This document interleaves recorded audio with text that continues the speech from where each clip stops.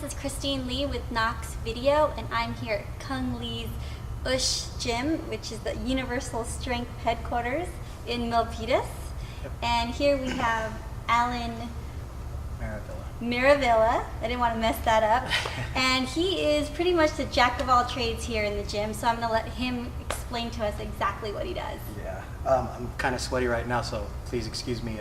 No rest for the weary. I just finished up training Anthony Johnson, prepping him for the UFC on July 19th. So that's a week away. But jack of all trades, yeah. I do a lot here. I teach all the way from the kids program to the fighters, and anywhere in between, anything else. Also, for the fighters, I'm a cutman and a cornerman for them, and that entails a whole separate thing as well.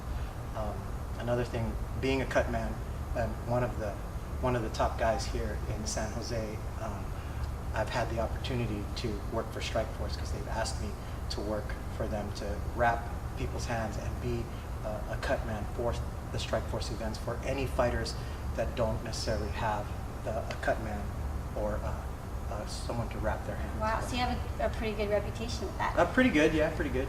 So what do you do? I mean, can you just give me an idea of what you do in between rounds? Well, the key, I guess, if you really want to break down a cutman or a cornerman, or what the corner does for the fighters, in that 1 minute, you have a lot of things that need to be done. So you have to multitask. There's a couple guys that belong in the cage that have that each of the different commissions, each of the different state commissions allow a certain amount of people in the cage or on the apron. So you have to figure out and give duties to each and every person so that you're maximizing that minute. So for example, if someone were cut, I don't if I'm playing a cutman role specifically and not a cornerman for my fighter, I will only go in when he's cut, or I'll watch to see if he's cut, and then I'll maximize that time. I have a minute to stop his cut and make sure that he understands that even if he is bleeding, you have to see if he's freaking out or if he's not.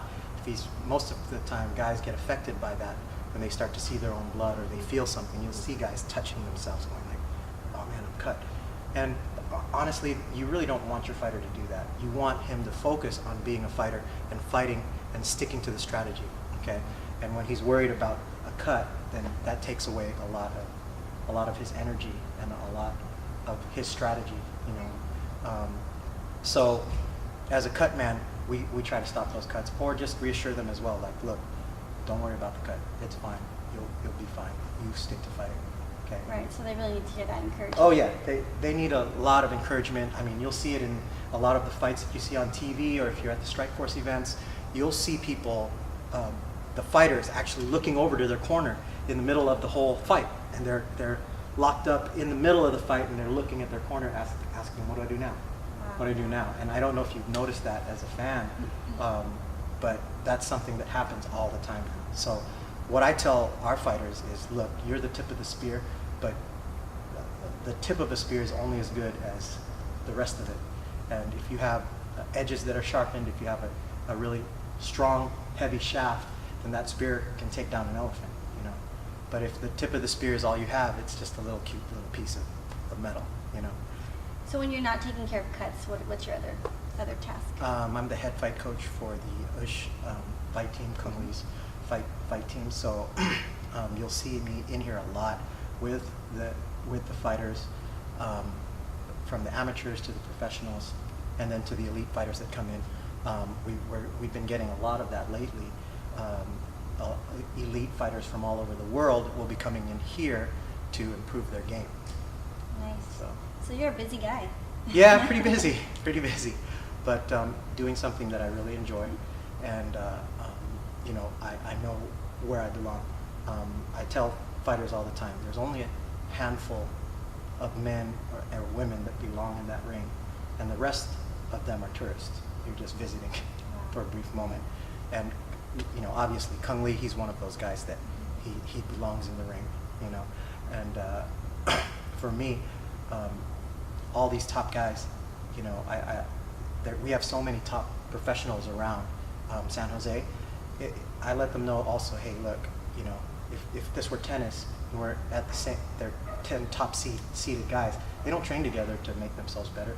They all have their own coaches. They all need guidance. They all need to walk the narrow path that a coach can provide, that a top level coach can provide for them.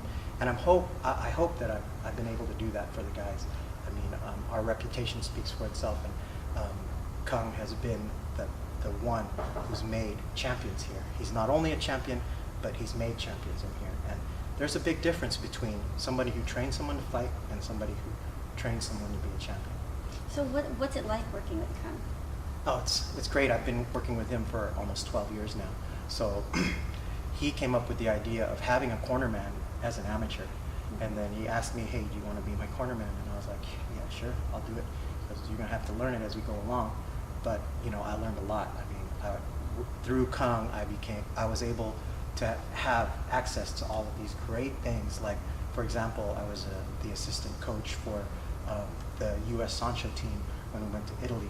And when we went to Hong Kong, you know, I got that same opportunity, and learning, having this synergy of training from all different styles and all different people, you know, from around the U.S. is incredible, you know. So, you know, when people see my rap, they look at it, and guys will be like, I've never seen anybody rap like that.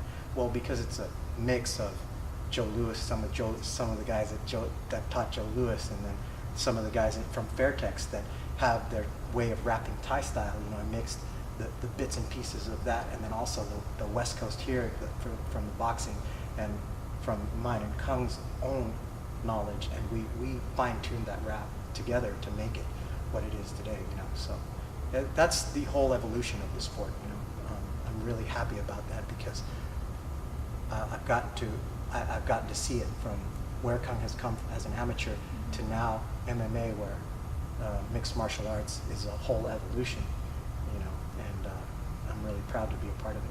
Yeah, I mean, this is a pretty awesome gym, so Yeah, it's amazing what you guys do here. Dream come true. Dream come true. Yeah. Nice.